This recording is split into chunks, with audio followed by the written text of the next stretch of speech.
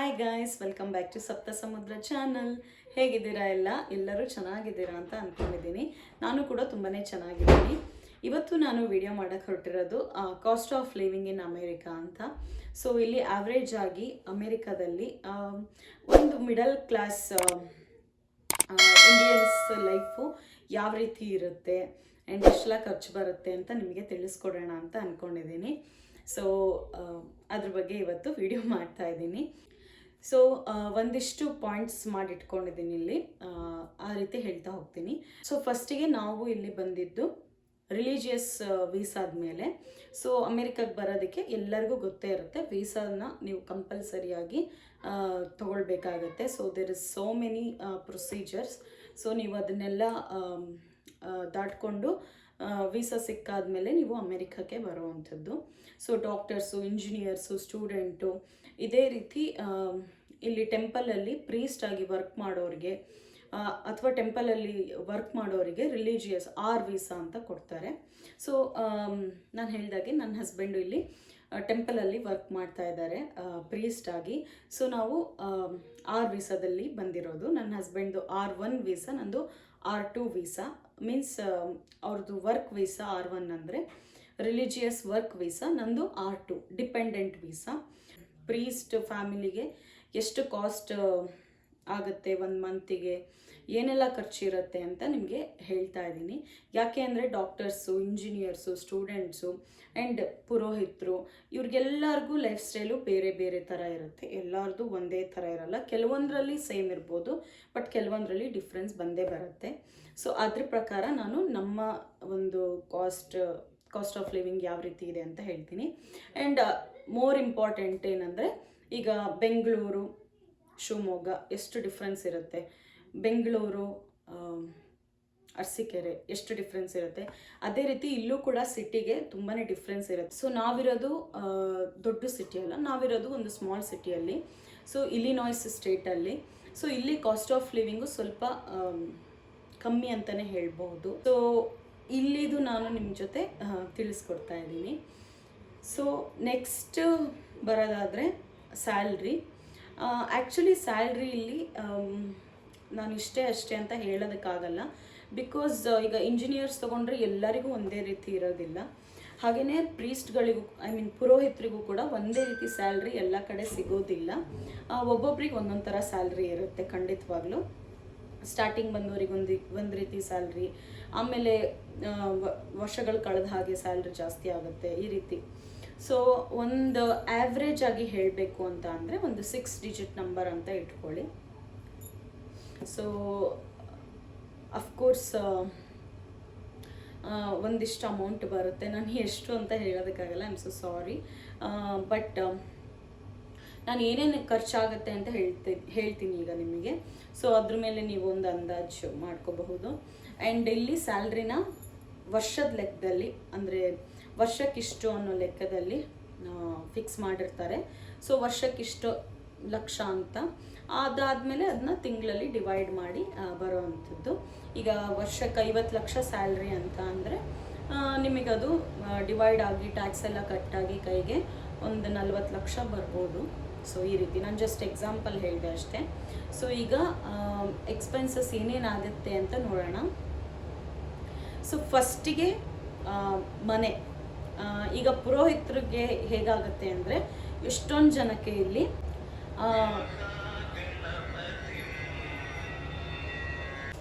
So first ವಿಷಯ ಬಂದುಬಿಟ್ಟು ಮನೆ. ಕೆಲವರು ಬಾಡಿಗೆ ಮನೇಲಿರ್ತಾರೆ, ಕೆಲವರು ಸ್ವಂತ ಮನೇಲಿರ್ತಾರೆ. ಈಗ ನಾವು ಪುರೋಹಿತರು ಫ್ಯಾಮಿಲಿ ಆಗಿರೋದ್ರಿಂದ ಎಷ್ಟೊಂದು ಊರಲ್ಲಿ ಇಲ್ಲಿ ಪುರೋಹಿತರಿಗೆ ದೇವಸ್ಥಾನದ ಹತ್ರನೇ ಮನೇನ ಕಟ್ಟಿಸ್ಕೊಟ್ಟಿರ್ತಾರೆ, ಪ್ರೀಸ್ಟ್ ಕ್ವಾರ್ಟರ್ಸ್ ಅಂತ. ಸೊ ಅವರಿಗೆ ಯಾವುದೇ ರೀತಿ ಮನೆ ಬಾಡಿಗೆ ಇದೇನೂ ಇರೋದಿಲ್ಲ, ಆರಾಮಾಗಿರುತ್ತೆ. ಆ್ಯಂಡ್ ಅವರಿಗೆ ಮನೆ ಬಾಡಿಗೆ ದುಡ್ಡೇನಿರುತ್ತೆ ಅದನ್ನು ಕೊಡ್ತಾ ಇರಲ್ಲ. ಸೊ ಆ ರೀತಿ ನಾವಿರುವಂಥ ಸಿಟಿನಲ್ಲಿ ಪ್ರೀಸ್ಟ್ ಕ್ವಾರ್ಟರ್ಸ್ ಇಲ್ಲ. ನಾವು ಇಲ್ಲಿ ಸ್ಟಾರ್ಟಿಂಗ್ ಬಂದಾಗ ನಮಗೆ ಟೆಂಪಲ್ ವತಿಯಿಂದನೇ ನಮಗೆ ಅಪಾರ್ಟ್ಮೆಂಟ್ ಕೊಟ್ಟಿದ್ರು. ಸೊ ಆ ಅಪಾರ್ಟ್ಮೆಂಟಲ್ಲಿ ಇದ್ವಿ. ಆಮೇಲೆ ಕೋವಿಡ್ ಟೈಮಲ್ಲಿ ನಾವು ಓನ್ ಹೌಸ್ನ ಬೈ ಮಾಡಿದ್ವಿ. ಸೊ ಈಗ ನಾವು ಓನ್ ಹೌಸಲ್ಲಿದ್ದೀವಿ. ಸೊ ನಾವೇನಾದರೂ ಬಾಡಿಗೆ ಮನೇಲಿ ಇರ್ತೀವಿ ಅಂದರೆ, ಈಗ ನಾನಿರೋ ಅಂಥ ಊರಲ್ಲಿ ಇದು ಸಣ್ಣೂರು ಆ್ಯಂಡ್ ನಮಗೆ ಇಬ್ಬರು ಮಕ್ಕಳು, ನಾವು ಒಟ್ಟು 4 ಜನ ಇರೋದು, ನಾನು ನನ್ನ ಹಸ್ಬೆಂಡು ಇಬ್ಬರು ಮಕ್ಕಳು. ಸೊ ನಾವು ಮಿನಿಮಮ್ 2 BHK ಮಾಡಲೇಬೇಕಿಲ್ಲಿ. ಇಲ್ಲಿದು ರೂಲ್ಸು. ಮಗು ಇದ್ರೆ 2 BHK ಮನೆ ಮಾಡಲೇಬೇಕು. ಸೊ 2 BHK ಮನೆಗೆ ಒಂದು ಮಿಡಲ್ ಕ್ಲಾಸ್ ಫ್ಯಾಮಿಲಿಗೆ ಎಷ್ಟು ಬೇಕು, ಒಂದು 2 BHK ಮನೆ, ಒಂದು ಬಾತ್ರೂಮು, ಒಂದು ಹಾಲು, ಒಂದು ಕಿಚನ್ನು ಅಂತ ಇಟ್ಕೊಂಡ್ರು ಮಿನಿಮಮ್ ನಾವಿರೋವಂಥ ಊರಲ್ಲಿ ಅರೌಂಡ್ $1,000 $1,200 ತನಕನೂ ಇದೆ. ಇನ್ನೂ ಜಾಸ್ತಿ ಇದೆ. ನಾನೊಂದು ಸಣ್ಣ ಮನೆ ಅಂದರೆ 2 BHK ನಾರ್ಮಲ್ ಆಗಿ ಯಾವುದೇ ರೀತಿ ಆಡಂಬರವಾಗಿರೋವಂಥ ಮನೆ ಹೇಳ್ತಾ ಇಲ್ಲ, ಸಿಂಪಲ್ ಆಗಿರೋವಂಥ ಮನೆ ತೊಗೊಂಡ್ರು $1,000 ಆಗುತ್ತೆ. ಅಂದರೆ 85,000 ಇದೆ ಇಲ್ಲಿ ಬಾಡಿಗೆ. ಇದು ಕಮ್ಮಿ ಆ್ಯಕ್ಚುಲಿ ನಾವಿರೋವಂಥ ಊರಲ್ಲಿ. ದೊಡ್ಡ ಸಿಟಿಲಿ ಲಕ್ಷ ಇರುತ್ತೆ ಬಾಡಿಗೆ. ಈಗ ಓನ್ ಹೌಸಲ್ಲಿದ್ದರೆ ದುಡ್ಡೆಲ್ಲ ಸೇವಿಂಗ್ಸ್ ಮಾಡಿ ಫುಲ್ಲು ಅಮೌಂಟ್ನ ಪೇ ಮಾಡಿ ಮನೆ ತೊಗೊಂಡಿದ್ರೆ ಓಕೆ. ಇಲ್ಲ EMI ಕಟ್ತಾ ಇದ್ರೆ, ಮಾರ್ಟ್ಗೇಜ್ನ ಪೇ ಮಾಡ್ತಾ ಇದ್ರೆ, ಸೊ ಅದ್ರದ್ದೇ ಆದಂಥ ದುಡ್ಡಿರುತ್ತೆ. ಇಟ್ ಡಿಪೆಂಡ್ಸ್ ಆನ್ ಮನೆ ಎಷ್ಟಿದೆ ಅಂತ. ಸೊ ನೀವು ಅದನ್ನ ಒಂದು ಆ್ಯಾವ್ರೇಜಾಗಿ ಇಟ್ಕೊಳ್ಳೋದಾದರೆ $1,000 85,000 ನಿಮಗೆ ಮನೆಗೆ ಅಂತ ಬೇಕು. ನೀವು EMI ಕಟ್ಟಿ ಅಥವಾ ರೆಂಟ್ ಹೌಸ್ಗೆ ಹೋಗಿ, ನಾನೊಂದು ಆ್ಯಾವ್ರೇಜಾಗಿ ಹೇಳ್ತಾ ಇರೋದು, ಖಂಡಿತವಾಗ್ಲೂ ಇದಕ್ಕಿಂತ ಜಾಸ್ತಿನೂ ಇರುತ್ತೆ, ಕಮ್ಮಿ ಇರೋಕ್ಕಂತೂ ಸಾಧ್ಯ ಇಲ್ಲ. ಸೊ ನಾನೀಗ ಮಾರ್ಟ್ಗೇಜ್ ಏನು ಹೇಳಿದೆ, ಇದರಲ್ಲಿ ಇನ್ಶೂರೆನ್ಸು, ಮನೆ ಟ್ಯಾಕ್ಸು ಇದನ್ನೆಲ್ಲ ಆ್ಯಡ್ ಮಾಡಿಕೊಂಡೇ ಹೇಳಿದ್ದೀನಿ. ಸೊ ಇದು ಮನೆಯದು ಕತೆ, ಓಕೆನಾ. ಸೊ ನೆಕ್ಸ್ಟ್ ಬಂದುಬಿಟ್ಟು insurance, health insurance. So health insurance ಒಬ್ಬೊಬ್ಬರಿಗೆ $100 $150 ತನಕನೂ ಆಗುತ್ತೆ. ಸೊ ನಾವು ಡೆಂಟಲ್ಲು ಮತ್ತು ಹೆಲ್ತ್ ಇನ್ಶೂರೆನ್ಸ್ ಎರಡೂ ತೊಗೊಂಡಿರೋದ್ರಿಂದ ಸ್ವಲ್ಪ ಕಾಸ್ಟ್ಲಿ ಅಂತಲೇ ಹೇಳ್ಬೋದು. ಸೊ $150 ಅಂತ ಅಂದರೆ ನಿಮಗೆ ಹತ್ತತ್ರ ಒಂದು 15,000 ಆಗುತ್ತೆ ಹೆಲ್ತ್ ಇನ್ಶೂರೆನ್ಸಿಗೆ. ಹೆಲ್ತ್ ಇನ್ಶೂರೆನ್ಸಲ್ಲಿ ಖಂಡಿತವಾಗ್ಲೂ ನೀವು ತೊಗೊಳ್ಳೇಬೇಕು, ಇದು ಕಂಪಲ್ಸರಿ. ಇಲ್ಲಾಂದರೆ ನೀವು ಒಂದು ಸಣ್ಣ ನೆಗಡಿ ಕೆಮ್ಮು ಆದ್ರೂ ತೋರಿಸ್ಕೊಳ್ಳೋದು ತುಂಬಾ ಕಷ್ಟ ಆಗುತ್ತೆ. ಆ್ಯಂಡ್ ಇದಾದಮೇಲೆ ಗ್ರಾಸರೀಸು, ಹಾಲು, ತರಕಾರಿ, ಮನೆಗೆ ಬೇಕಾಗಿರೋವಂಥ ದಿನಸಿ ಸಾಮಗ್ರಿಗಳು, ಇದೆಲ್ಲನೂ ಒಟ್ಟುಗೂಡಿಸಿ ಹೇಳಿದ್ರೆ ಒಂದು ತಿಂಗಳಿಗೆ ಏನಿಲ್ಲ ಅಂತ ಅಂದ್ರೂ $700 ಬೇಕಾಗತ್ತೆ. ಯಾಕಂದರೆ ಮಕ್ಕಳಿರೋ ಮನೆ ಈ ರೀತಿ, ಕೆಲವರಿಗೆ ಹೆಚ್ಚು ಆಗ್ಬೋದು, ಕೆಲವರಿಗೆ ಕಮ್ಮಿನೂ ಆಗ್ಬೋದು ಖಂಡಿತವಾಗ್ಲೂ. ಸೊ ನಮಗೆ ಆರಾಮಾಗಿ $800 ಖರ್ಚಾಗುತ್ತೆ.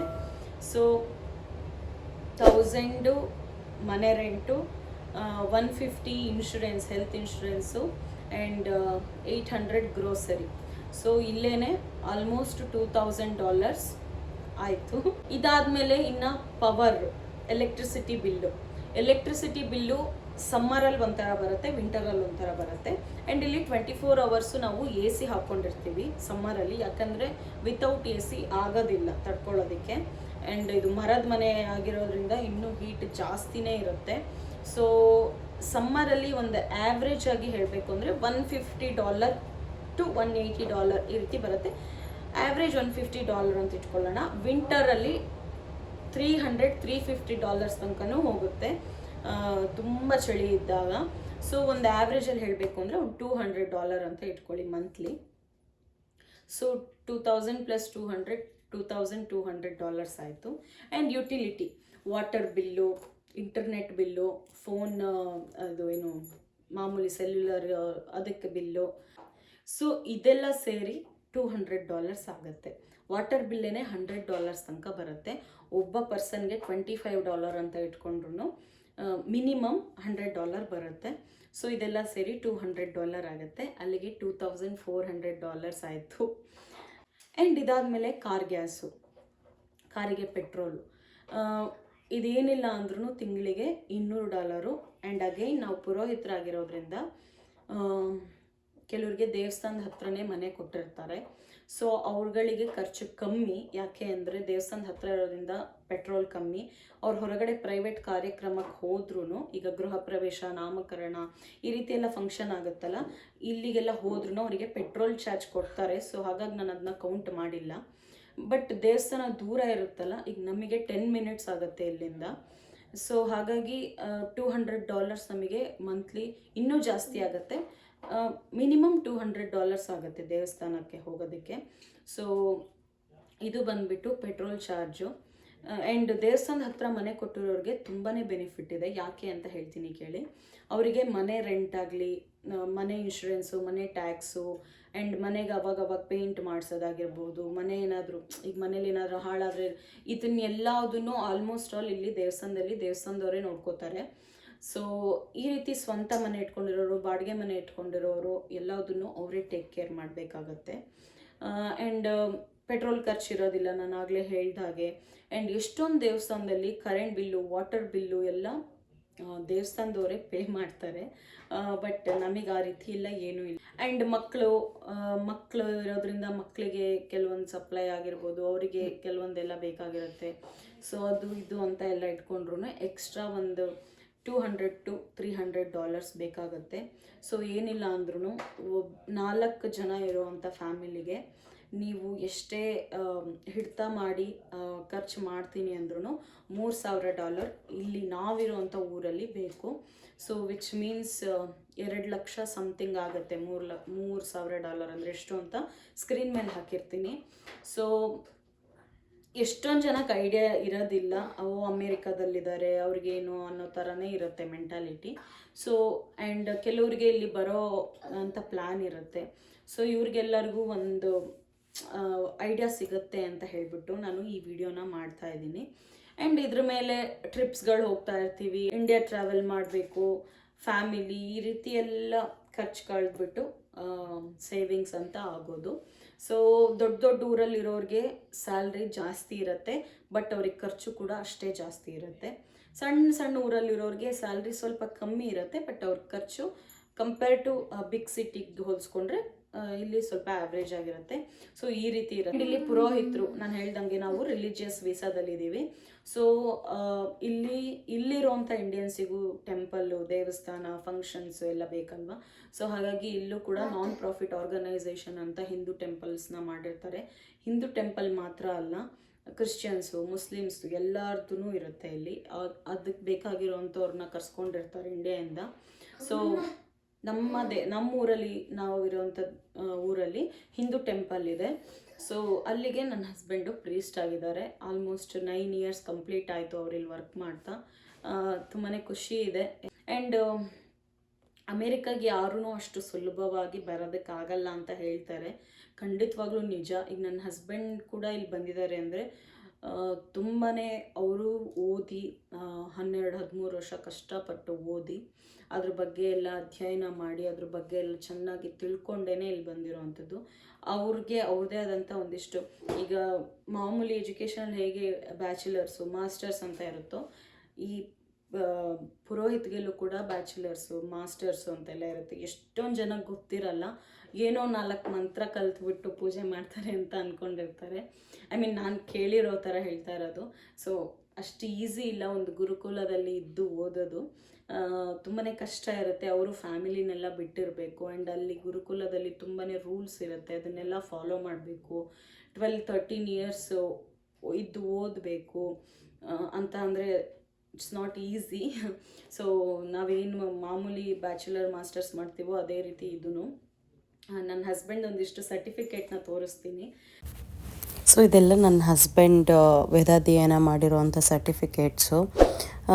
ಅವ್ರ ಪರ್ಮಿಷನ್ ತೊಗೊಂಡು ನಿಮ್ಮ ಜೊತೆ ಶೇರ್ ಮಾಡ್ತಾ ಇದ್ದೀನಿ. ಜಸ್ಟ್ ಸ್ವಲ್ಪ ಮಾತ್ರ ನಿಮ್ಮ ಜೊತೆ ಶೇರ್ ಮಾಡ್ಕೊಂಡಿದ್ದೀನಿ, ಇನ್ನೂ ಬಹಳ ಇದೆ. ಇಲ್ಲಿಗೆ ಬರಬೇಕು ಅಂದರೂ ಇಂಟರ್ವ್ಯೂಲಿ ಎಲ್ಲ ರೀತಿ ಸರ್ಟಿಫಿಕೇಟ್ ಕೇಳ್ತಾರೆ. ಆ್ಯಂಡ್ ನೀವು ನಂಬಲ್ಲ, ವೀಸಾ ಆಫೀಸಲ್ಲಿ ವೀಸಾ ಇಂಟರ್ವ್ಯೂ ಮಾಡುವಾಗ ಒಬ್ಬ ಪುರೋಹಿತರನ್ನ ಕೂಡ ಕೂರಿಸಿರ್ತಾರೆ, ವೆಲ್ ಎಜುಕೇಟೆಡ್ ಪುರೋಹಿತನ. ಆ್ಯಂಡ್ ಇಲ್ಲಿ ಪುರೋಹಿತರಾಗಿ ಬರೋದಕ್ಕೆ ಅದರದ್ದೇ ಆದಂಥ ಕೆಲವೊಂದಿಷ್ಟು ರೂಲ್ಸ್ಗಳಿರುತ್ತೆ, ಒಂದಿಷ್ಟು ಕ್ವಾಲಿಫಿಕೇಷನ್ಸ್ ಎಲ್ಲ ಕೇಳ್ತಾರೆ. ಸೊ ಈ ರೀತಿ ಖಂಡಿತವಾಗ್ಲೂ ನೆಕ್ಸ್ಟ್ ವಿಡಿಯೋದಲ್ಲಿ ನಾನು ಯಾವ ರೀತಿ ವೀಸಾ ಸಿಗುತ್ತೆ, ಹೇಗಿದೆ ಪ್ರೊಸೀಜರು, ನಿಮಗೆ ಯಾವ ವೀಸಾ ಸೂಟ್ ಆಗುತ್ತೆ, ಹೇಗೆ ಬರ್ಬೋದು ಅಂತ ತಿಳಿಸ್ಕೊಡ್ತೀನಿ. ಆ್ಯಕ್ಚುಲಿ ಇದರಲ್ಲೇ ಕಂಟಿನ್ಯೂ ಮಾಡೋಣ ಅಂತ ಅಂದ್ಕೊಂಡೆ, ಬಟ್ ವಿಡಿಯೋ ತುಂಬ ಲೆಂತಿ ಆಗುತ್ತೆ ಅಂತ ಹೇಳ್ಬಿಟ್ಟು ನಾನು ಮಾಡ್ತಾ ಇಲ್ಲ. ಸೊ ಐ ಹೋಪ್ ನಿಮಗೆ ಈ ವಿಡಿಯೋ ಇಷ್ಟ ಆಗಿರುತ್ತೆ ಅಂತ ಅಂದ್ಕೊಂಡಿದ್ದೀನಿ. ಇಷ್ಟ ಆಗಿದರೆ ದಯವಿಟ್ಟು ಒಂದು ಲೈಕ್ ಮಾಡಿ ಆ್ಯಂಡ್ ನಿಮ್ಮ ಫ್ರೆಂಡ್ಸ್ ಆ್ಯಂಡ್ ಫ್ಯಾಮಿಲಿ ಜೊತೆ ಶೇರ್ ಮಾಡಿ ಅಂತ ಕೇಳ್ಕೊತೀನಿ. ಆ್ಯಂಡ್ ಯಾರೆಲ್ಲ ಸಬ್ಸ್ಕ್ರೈಬ್ ಮಾಡದೆ ನೋಡ್ತಾ ಇದ್ದೀರಾ ದಯವಿಟ್ಟು ಸಬ್ಸ್ಕ್ರೈಬ್ ಮಾಡಿ ನೋಡಿ ಅಂತ ಕೇಳ್ಕೊತೀನಿ. ನೆಕ್ಸ್ಟ್ ವಿಡಿಯೋ ಇದ್ರ ಕಂಟಿನ್ಯೂ ವಿಡಿಯೋ ಅಮೇರಿಕಾದಲ್ಲಿ ಯಾವ್ಯಾವ ರೀತಿ ವೀಸಾ ಸಿಗುತ್ತೆ ಏನು ಅನ್ನೋದ್ರ ಬಗ್ಗೆ ಮಾಡ್ತೀನಿ. ಮಾಡಿದ್ದೀನಿ. ಸೊ ನೆಕ್ಸ್ಟ್ ವ್ಲಾಗಲ್ಲಿ ಹಾಕ್ತೀನಿ ನಾನು. ಸೊ ಮತ್ತೆ ಮುಂದಿನ ವಿಡಿಯೋದಲ್ಲಿ ಸಿಗೋಣ ಅಂತ ಹೇಳ್ತಾ, ಅಲ್ಲಿವರೆಗೂ ಎಲ್ಲರಿಗೂ ನಮಸ್ಕಾರ. ಟೇಕ್ ಕೇರ್, ಬಾಯ್.